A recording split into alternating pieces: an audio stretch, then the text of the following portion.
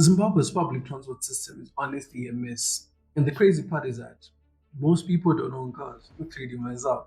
But somehow, every morning, the road is completely packed.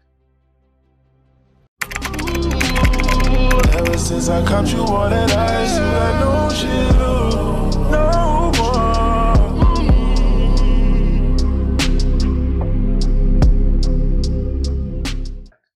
If you've ever been on the Mutara Road between 6 a.m. and 9 a.m. in the morning, you already know the chaos that's there.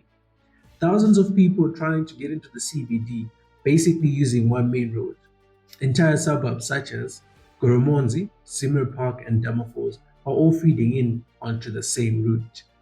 One road, 1,000 commutes every single day.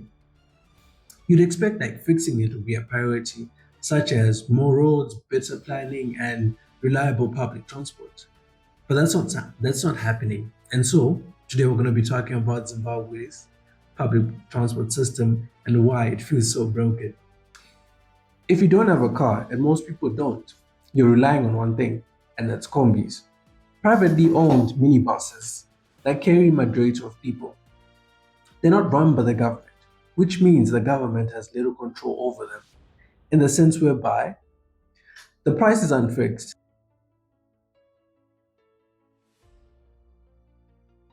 So one day your trip can cost $1, the next day it can cost you $2. Same route, same destination, just a different day, which makes it very unpredictable.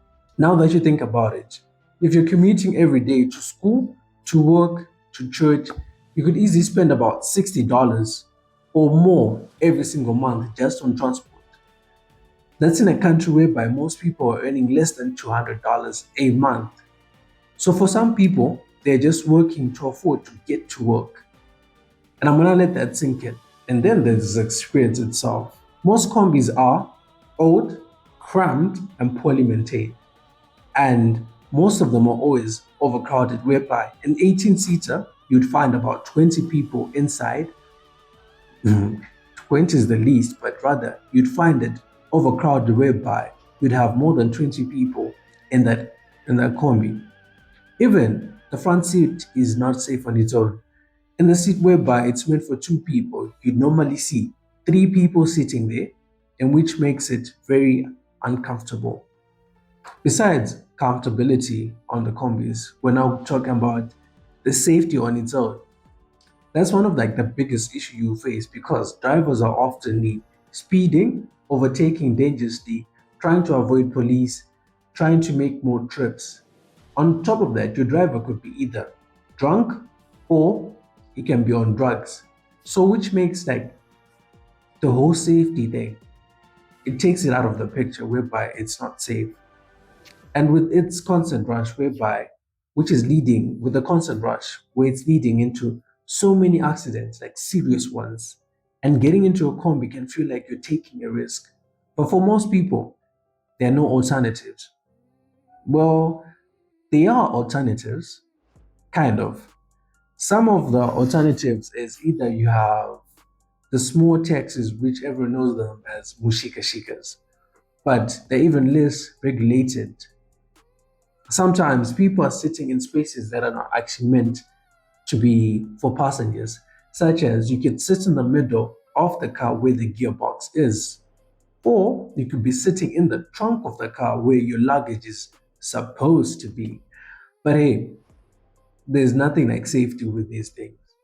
And with limited opportunities, rather, with limited resources, there's nothing you can do. So people have to do what's there, and if that's what's there, they have to work with it.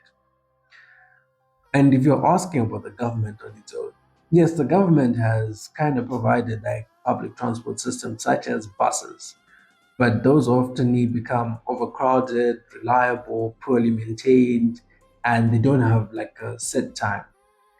So it gets chaotic every single time, whereby you don't know what time your next bus is going to arrive, and you could be waiting in a massive queue just waiting to get into that public transport and to get to your destination. And then there was a train system. In theory, it should have helped. But in reality, there was one thing: the train system, like it was meant to serve multiple areas, but it slowly and quickly became overcrowded, and people just chose to stick to going back to combis.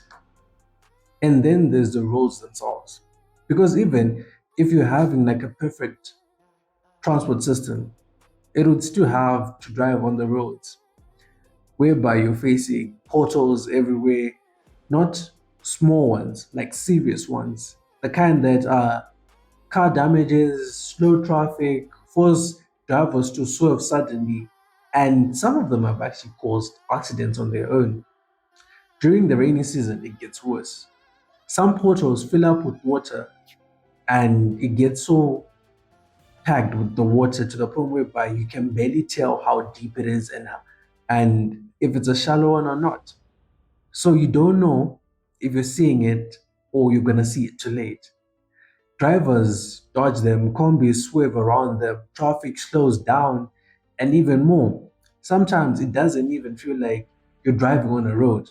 It feels like you're navigating obstacles, and it's not just that it makes the whole traveling uncomfortable, it makes it very dangerous on its own. Okay, let me give you a different perspective on everything. If you have ever traveled outside of Zimbabwe, you have noticed the difference immediately, whereby proper roads, dedicated bus lanes, and reliable trains, things that should be like a norm in every single country and feels like completely new. But somehow, in reality, it's something that's not that simple in certain countries, such as Zimbabwe, and it doesn't make it feel like any safe or anything that's so special. But hey, it would have been a norm in other countries whereby I'm not gonna name the countries, but hey, you already know. But besides that, let me paint you like a bigger picture. Like public transport on itself isn't just about getting you to point A to point B. It affects jobs, safety, time, and opportunities. When transport doesn't work, everything else becomes harder on its own. In the sense whereby, at the end of the day, people aren't just working for luxury. They're asking for something basic, a system that feels safe, affordable, and reliable. Right now, that doesn't exactly exist. And so, until it does, every commute will continue to feel like a risk.